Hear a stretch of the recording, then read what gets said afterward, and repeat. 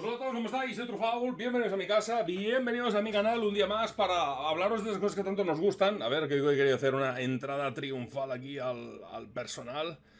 De esas cosas que tanto nos gustan y que tanto nos interesan, pues los carros de combate, el mundo de la aviación, etc, etc. ¿Cómo es posible que un caza considerado como obsoleto por la Marina de los United States of America, como el Brewster F-2A Buffalo, pues fuera sin duda una pieza clave en la lucha de Finlandia con la URSS en la guerra de invierno? Pues hoy, en este canal, en unos minutos, pues vamos a meterle mucha información al tema este, porque resulta que al final de la guerra ruso-finlandesa, en marzo de 1940, los militares finlandeses buscaban el poderse hacer con un caza moderno. Algo parecido con lo que ha ocurrido hace ya unos cuantos meses con el concurso este que al final ha ganado el F-35A en Finlandia. Pues en el 40, dentro del marco de lo que se conoce como la Guerra de Invierno, encontraron algo inesperado. Y si finalmente la abrumadora superioridad soviética y la entrada en juego de un nuevo comandante en las filas de Stalin iban a decantar toda esperanza de aguantar y de obrar un milagro, en esos instantes el principal caza para enfrentarse a las hordas soviéticas no era otro que el espantoso Fokker D-21 de tren fijo. Esos cazas holandeses ya no se encontraban ni siquiera a la altura de los Polikarpov I-16 de la Fuerza Aérea Soviética, ya que había mostrado sus agudas garras en la Guerra Civil Española y todo el mundo sabía de lo que era capaz.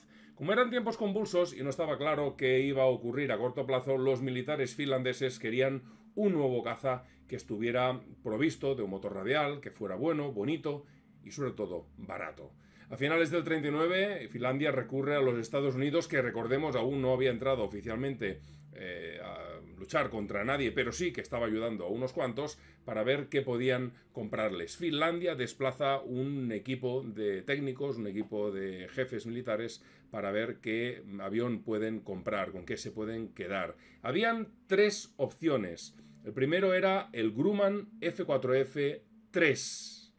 El segundo era el Seversky EP-1 o P-35A en el servicio, cuando estaba en el servicio del cuerpo aéreo del ejército de los United States.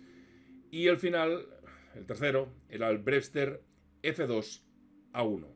Los locos compraron el exceso de producción del EP-1 de Seversky, más tarde Republic Aircraft Corporation, lo que hizo que esta segunda opción que se les presentaba a los finlandeses no estuviera disponible para una venta a corto plazo. Y cosas de la vida, la llegada de la delegación finlandesa coincide con la retirada del servicio de todos los búfalos F-2A por los más modernos y capaces F-4F.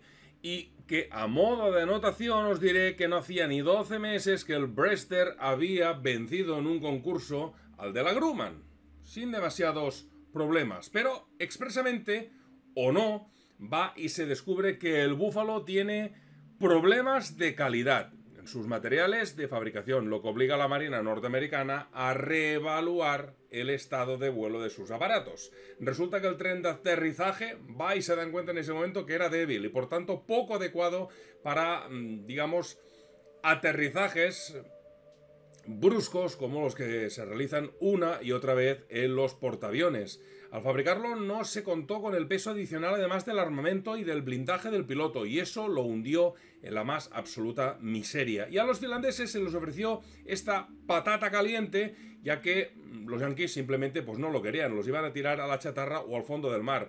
Y encima los finlandeses los pagaron a precio de oro. Un total de 44 Brewsters Buffalo F-2A1 iban a ser desmontados y mandados hacia Finlandia. Pero, de hecho, y para ser específico, os puedo decir que el precio unitario que pagó Finlandia por estos aparatos fue, de la época, $54.000 cada uno. Pero más cosas. Antes de que los aparatos salieran de Estados Unidos, amigos, sorpresa, se les quitaron las armas, se les quitaron las miras, se les quitaron los tanques autosellantes de combustible, blindajes y los ganchos de apontonaje. O sea que es que lo dejaron prácticamente en el chasis cobrándole los mismos. Se lo desmontaron, se los embalaron, eso sí, los embarcaron dirección a Bergen, Noruega, para su envío posterior o como destino final, Finlandia. Eso ocurriría, porque algunos estaréis atando cabos, eso ocurriría en febrero de 1940, justo antes de que Alemania invadiera Noruega, que fue un par de meses más tarde. O sea que a los finlandeses les fue de un pelo las negociaciones, el transporte, la llegada, si no se lo hubieran quedado los alemanes. Bueno, el B-239E fueron conducidos desde Noruega a Trollhättan, a Noruega, hogar de la fábrica Saab de aviones, en la que los finlandeses pues reemplazaron pues todo esto que se encontraron que no estaba por otras de origen finés, o sea, finlandés. Y con las medidas, primero, lo que es todo el tema cuatro mandos, lo cambiaron a medidas métricas, que son las que funcionan en Finlandia. Se les instaló 4 ametralladoras nuevas del 1270, una placa de blindaje para proteger al piloto y, bueno, nuevos tanques de gasolina autosellantes. El B-239E montaba un enorme motor Wright Cyclone R 1820 G5 sobrealimentado que daba aproximadamente unos 950 caballos de potencia, que no está nada mal si tenemos en cuenta que los últimos motores de la Segunda Guerra Mundial estarían de los cazas por encima, incluso de los 2000 caballos. Pues esto en el 40, este motor, el de 950 caballos, no estaba nada mal. Se trataba de un buen motor, muy probado, muy seguro, y que llegaron a montarse, lo que es el mismo aparato, para hacer volar más de 40 tipos de aviones distintos e incluso se llegó a montar, adaptado, a los carros de combate Sherman.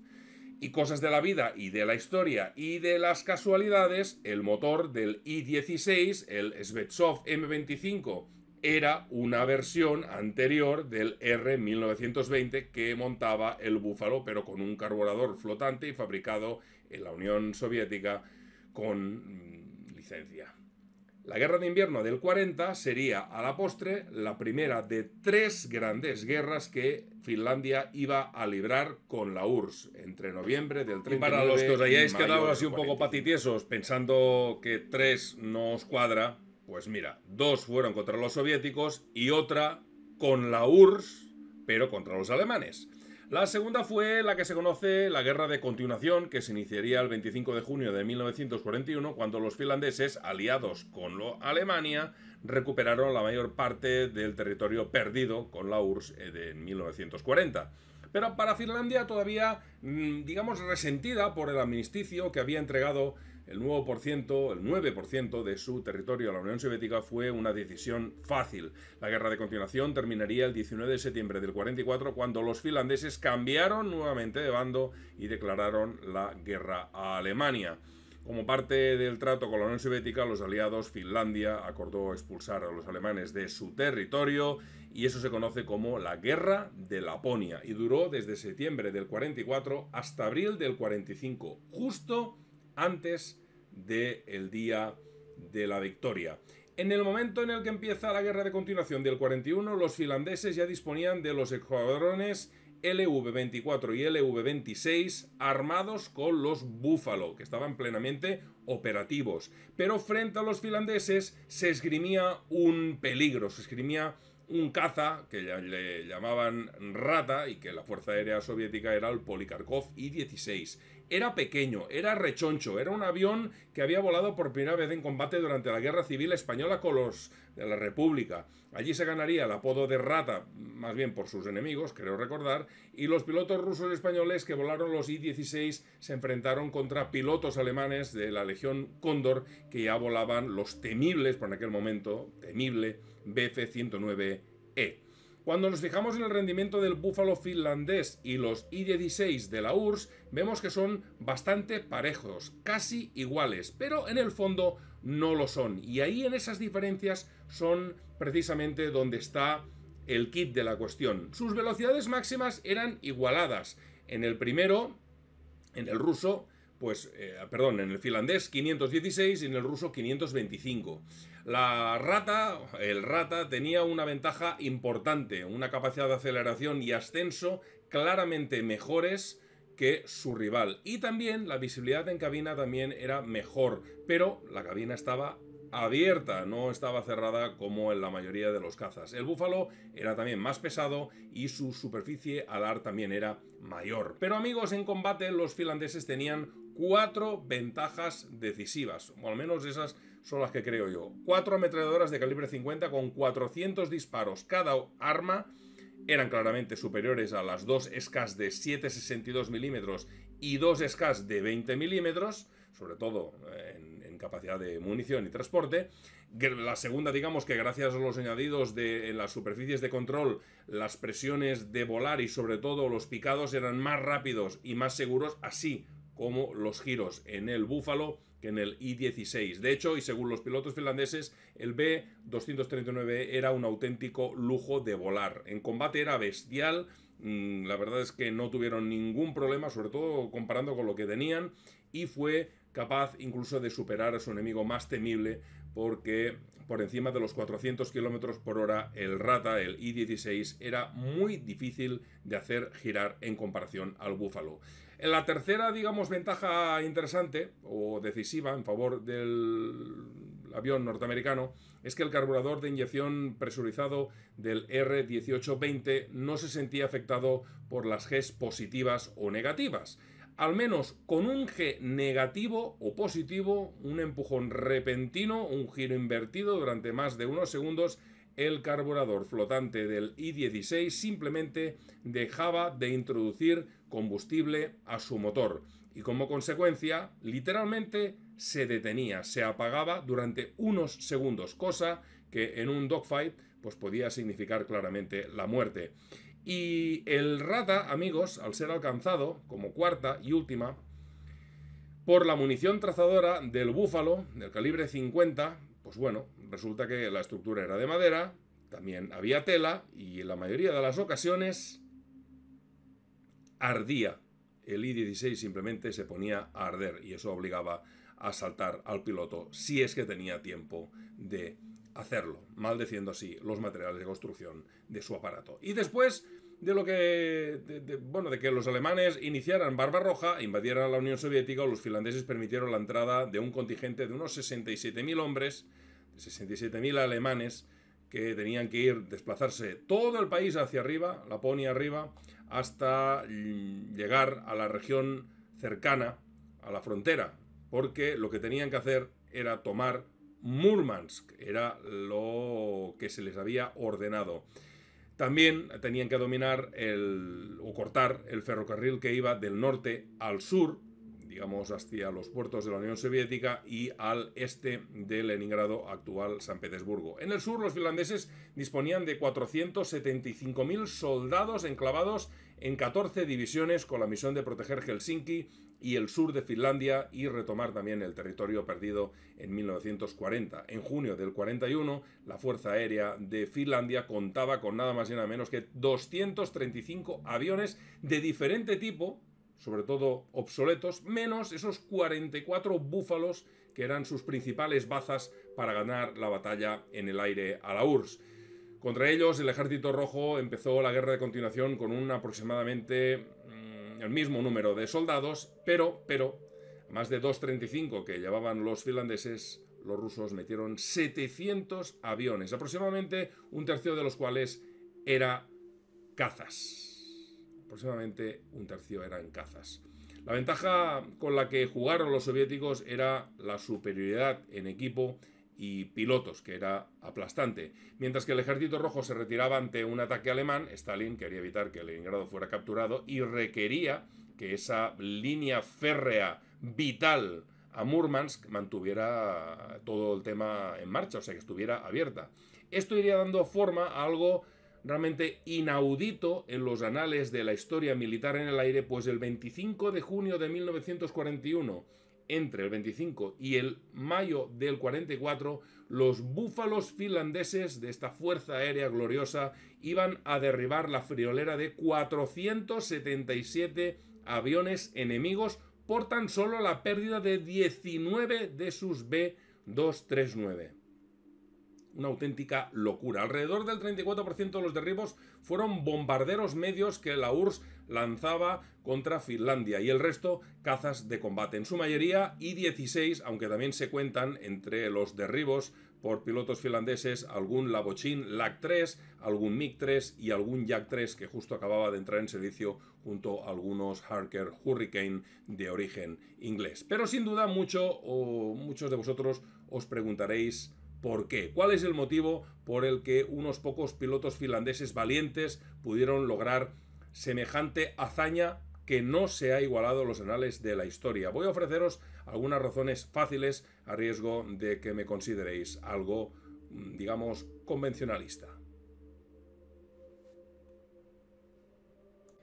Y la primera es la formación y la experiencia. La Fuerza Aérea Soviética iba a sufrir, al igual que el ejército, las purgas de los años 30. Más del 70% de los altos mandos de dicha Fuerza Aérea serían purgados. A todos los niveles, pero sobre todo a los más altos. Esto afectaría no en ese momento tan solo, sino el devenir, el futuro de las nuevas generaciones de pilotos. Cómo se los iba a entrenar, qué es lo que iban a hacer.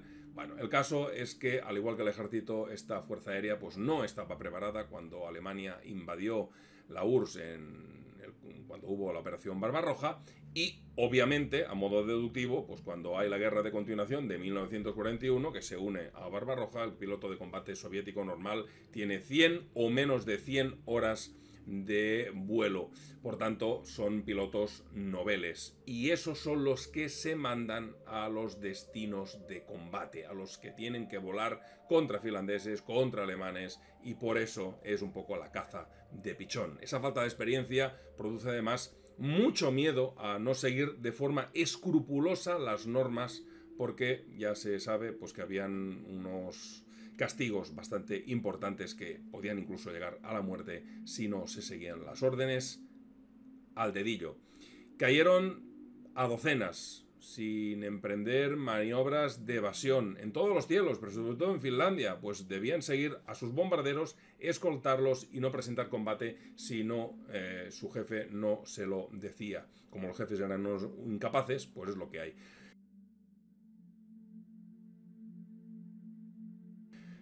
Otro dato importante es que los pilotos finlandeses no tan solo tenían el doble, sino que a lo mejor tenían el triple de horas de vuelo, algunos ya volando unas cuantas con sus Búfalo, y por tanto tenían más conocimientos, sabían hacer más cosas con sus aviones y, algo también importante, estaban mucho más motivados.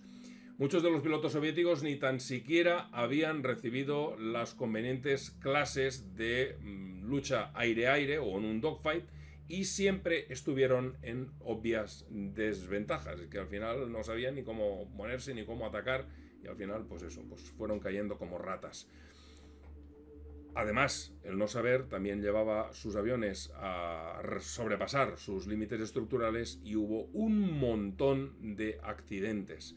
La segunda razón, después de la primera que os he dicho, la formación y experiencia, la segunda es la falta de táctica. Los finlandeses aprovecharon siempre esa capacidad que tenía de giro el Búfalo para enfrentarse a sus enemigos, y si un piloto finlandés no podía colocarse rápidamente en una posición de disparo, bajaba en picado para luego subir rápidamente y situarse por encima de los I-16 y volvía a picar abriendo fuego con sus 4 ametralladoras, que bueno, eso normalmente era mortal de necesidad. La tercera razón, por algunos discutida, pero hay que decirla, es que los finlandeses tenían, digamos, una mejor organización de mando y control. ¿Qué es lo que quiere decir? Pues que, a ver, los finlandeses tenían de hecho una red de puestos de escucha que podían de forma fácil, rápida y precisa alertar a sus aviones del número de aviones enemigos pues que se les estaba acercando, de aparatos, de qué tipo de aparatos, de a qué altura.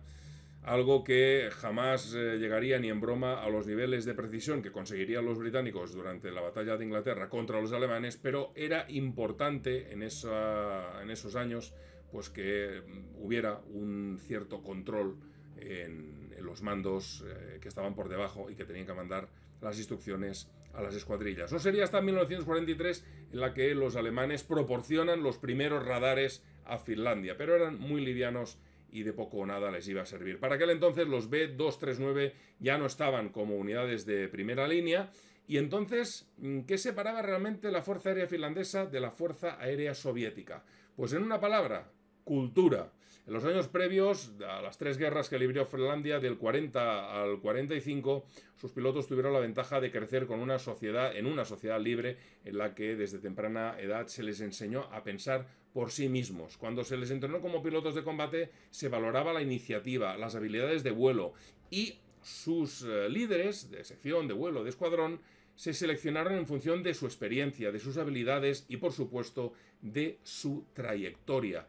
En cambio, en la parte soviética se valoraba principalmente la ortodoxia política. Sus pilotos fueron promovidos en función de su confianza política, no en su habilidad de pilotar y no en su habilidad de ser líderes. Y en la Fuerza Aérea Soviética las órdenes que se esperaban que se siguieran de los mandos superiores de la letra, pues bueno, sin importar las pérdidas. Si se perdían aviones y pilotos, siempre sabían que habrían más en camino. Y bajo los zares, los soviéticos, y ahora bajo Putin, la forma, digamos, de guerra soviético-rusa es desgastar a sus oponentes por la fuerza bruta y con números abrumadores, independientemente de la cantidad de bajas que sufran en dicho proceso. Es su táctica, siempre lo ha sido. Esto sucedió en la Guerra de Invierno, donde 315.600 hombres, bueno, entre 315.600, otras fuentes dicen 375.500 soldados soviéticos morirían o resultarían heridos frente a 69.500 bajas finlandesas. Un auténtico despropósito que, bueno, de todas formas también permitiría a la Unión Soviética prevalecer sobre el terreno en la guerra de continuación y que le costaría a la URSS entre 890 y 935.000 bajas más frente a 221.200 muertos y heridos finlandeses, que también es un número que da pavor. Sin embargo, a pesar de su superioridad numérica y sus enormes pérdidas, los soviéticos nunca tuvieron la superioridad aérea. Jamás la tuvieron. Siempre la tuvieron los pilotos finlandeses. Eso nadie se lo podrá quitar. Y cuando Finlandia finalmente se ve obligada a cambiar de forma radical de bando en 1944, con el inicio de la guerra de Laponia y obligando a los alemanes a abandonar el norte de Finlandia, pues este sería el único instante en el que el ferrocarril de Murmansk dejó de ser atacado, bombardeado y ametrallado por los pilotos expertos finlandeses. Ese fue el único motivo por lo que dejaron tranquilo a los soviéticos del ferrocarril. Espero que os haya gustado, espero que os haya entretenido, incluso entusiasmado, porque a mí me encantan estos relatos y me gusta hacerlos con caña. Y nos vemos muy prontito por aquí, por el canal, a ver si puedo hacer que esta habitación baje de los 30 grados. Nos vemos muy prontito, gracias a todos por estar aquí, gracias a los patrones, sin vosotros esto es imposible, sois mis héroes. Y hasta luego, chao chao.